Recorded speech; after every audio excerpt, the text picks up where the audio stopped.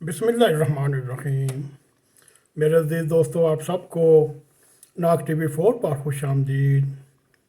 मेरे अज़ीज़ दोस्तों, आज हम जो मज़मून आपके सामने रखने की कोशिश करेंगे वो यूँ है कि ख़ुद का हमले सिर्फ वतन अज़ीज़ में क्यों।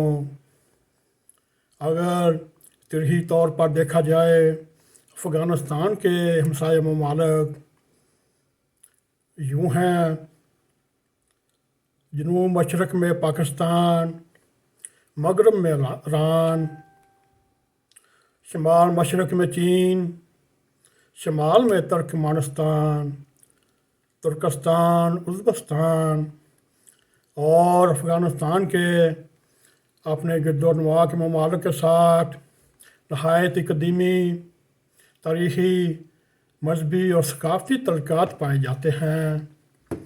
मेरे अज़ीज़ दोस्तों, सोचने की बात यह है, इन हमसाया ममालिक में खुद का हमले ना होने के बराबर क्या वजह है सिर्फ खुद का हमले पाकिस्तान में हो रहे हैं। आप शुमाली वज़ीरिस्तान से लेकर बलूचिस्तान तक आएँ, बलूचिस्तान से लेकर पंजाब में आएँ, पंजाब से लेकर कराची सिंध तक जाएँ।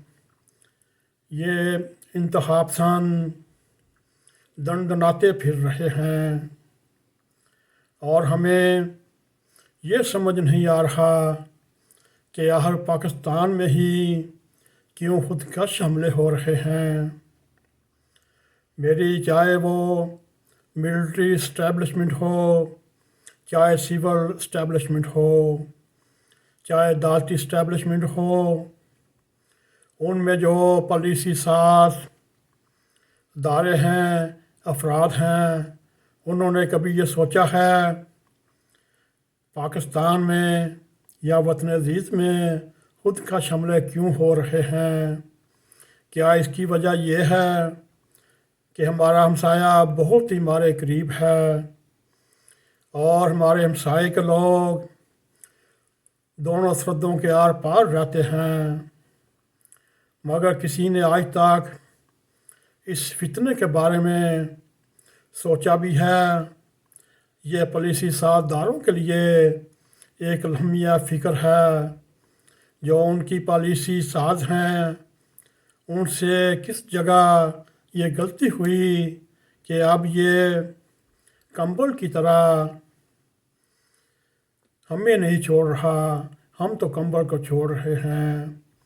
मेरे अज़ीज़ दोस्तों, अब वक्त आ गया है इस फितने पर काबू पाने के लिए और इस पर रिसर्च करनी पड़ेगी, तहकीक करनी पड़ेगी कि क्या वजह है खुदकश बमबार जो हमारे ही मुल्क के शहरी हैं और हमारे ही शहरियों के ऊपर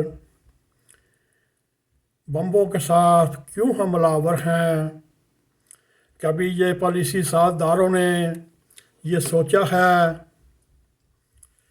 वो जो पॉलिसियाँ राइज करते रहे आज से 50 साल पहले से लेकर अब तक कितने हज़ार माओं के लाल शहीद हो चुके, कितने ही सिक्योरिटी एहलकार अफसर हों या सिपाही हों इस वतन अज़ीज़ पर कुर्बान हो चुके।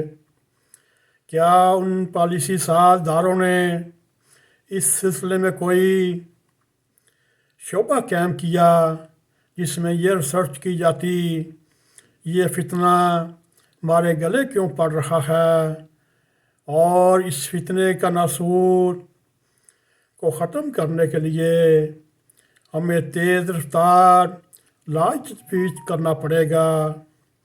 अगर यूँ भी देखा जाए, मज़हब इस्लाम में खुदकश हमले या खुदकशी करने का कोई जवाज़ नहीं। मीडिया चाहे तो इस सिलसिले में तहकीक कर सकता है, क्योंकि हर मीडिया के पास तफ्तीशी रिपोर्टर होते हैं जो हर तरह की तफ्तीश करके سامنے رکھ دیتے ہیں۔ میرے عزیز دوستو، اب وقت آ گیا ہے اس فتنے کی جڑوں تک پہنچنے کا اور اس فتنے کو جڑوں سے کھاڑنے کا۔ کیا پالیسی ساز ادارے فرد یہ سوچنے پر مجبور نہیں ہوں گے کہ اس وقت وطن عزیز میں مذہبی انتہا پسند اپنے عروج پر ہے، سیاسی انتہا پسند اپنے عروج پر ہیں۔ سیاسی انتہا پسند نہ کسی عدالت کو مانتے ہیں، نہ کسی قانون کو مانتے ہیں۔ میرے عزیز دوستو، اب وقت آ گیا ہے، آپ بھی اٹھیں، ہم بھی اپنی اس چھوٹے سے پلیٹ فارم سے آواز بلند کرتے رہیں گے۔ اگر دیر ہو گئی، یہ آپ کو نہ شہباز شریف نظر آئے گا، نہ عمران خان نظر آئے گا، نہ اسد زرداری نظر آئے گا، آپ کو کسی کردار میں کوئی سیاسی جماعت نظر آئے گی۔ اگر صرف وطن عزیز میں نظر آئے گی، وہ طالبان پاکستان ہوگی، تحریک لبیک ہوگی، سپاہی صحابہ ہوگی اور سپاہی محمد ہوگی۔